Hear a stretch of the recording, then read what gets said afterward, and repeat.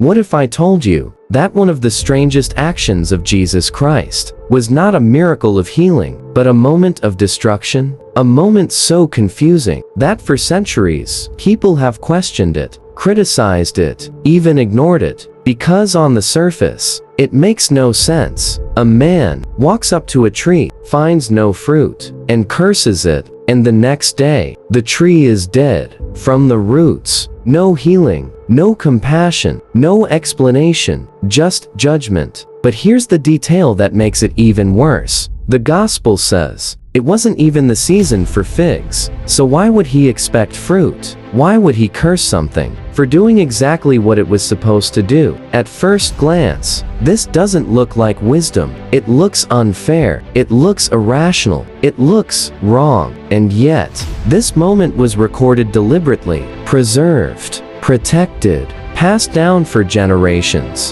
Why? Because this wasn't about a tree. It was never about a tree. This was a message, a warning, and once you understand it, you won't just see this story differently, you'll start seeing everything differently. The story is found in Mark, chapter 11. Early morning. The air is still. The city of Jerusalem is waking up.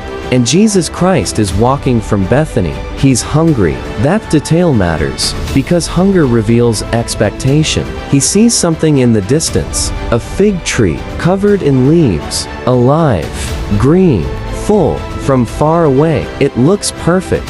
And so, he approaches, not randomly, not emotionally, but with expectation, because in that region, a fig tree with leaves should have fruit, not the full harvest, not the ripe figs of summer, but something, early figs, small, imperfect, but real, enough to eat, enough to sustain, enough to prove that life is inside. But when he reaches the tree, there is nothing, no fruit, not even the early signs, just leaves. And in that moment, everything changes, because now, the tree is not just empty, it's deceptive. It looks alive, but produces nothing. And that's when he speaks. May no one ever eat fruit from you again. No drama, no anger, just a statement, final, and they walk away. The next day, they pass by the same tree, and Peter sees it. Rabbi, look, the tree you cursed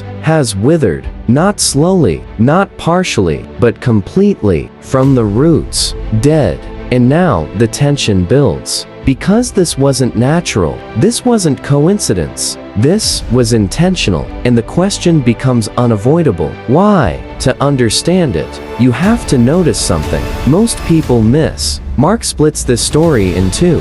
First, the tree is cursed. Then, something else happens. Jesus enters the temple, and what he finds there is chaos. Merchants selling animals, money changers exchanging currency, people turning worship into business, and suddenly, the calm teacher disappears. Tables are flipped, coins scatter across the ground, voices rise, authority takes over. My house will be called a house of prayer, but you have made it a den of thieves. And then, the story returns to the tree, dead, tree, temple, tree. This is not random. This is structure, a mirror, because the tree represents the temple, full of leaves, but empty of fruit. Think about it. From the outside, the temple looked perfect. People were praying, sacrifices were being made, rituals were being followed, everything looked right. But inside, something was broken. Corruption, exploitation, religion without reality. It had the appearance of life, but none of the substance. And that's exactly what the tree was. All appearance, no fruit. And suddenly, this isn't about botany, it's about truth. Because the most dangerous thing is not being empty, it's looking full while being empty. It's appearing alive while being dead inside. And that's what makes this story so uncomfortable. Because it's not about them, it's about us. How many people today look full on the outside, busy, active, spiritual, posting, speaking, performing, but inside, there's nothing growing, no patience, no mercy, no real change. just leaves. And from a distance, it looks convincing, but up close, there's nothing. And here's the most unsettling part. The tree didn't know it was empty. It had leaves. From its perspective, everything looked normal. And that's what makes this so dangerous. Because you can live your entire life thinking you're fine, while producing nothing real. But then something unexpected happens. After the disciples point out the dead tree, you expect a lesson about judgment, about destruction, about consequences. But that's not what happens. Instead, Jesus says, "Have faith in God. If anyone says to this mountain, 'Be taken up and thrown into the sea,' and does not doubt, it will be done." Why? Why talk about faith after a curse? Because this wasn't just about what was wrong. It was about what was missing. The tree had leaves, but no fruit. The temple had rituals, but no faith. And Jesus is showing the contrast. This is what I don't want. This is what I do. Real faith, not performance, not routine, not appearance, but something real, alive,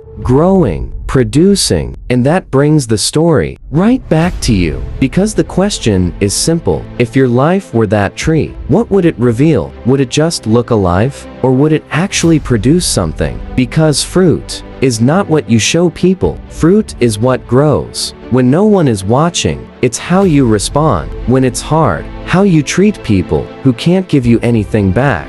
How you act when there's no audience. That's fruit. And the truth is, leaves are easy. Anyone can have leaves. Anyone can look the part.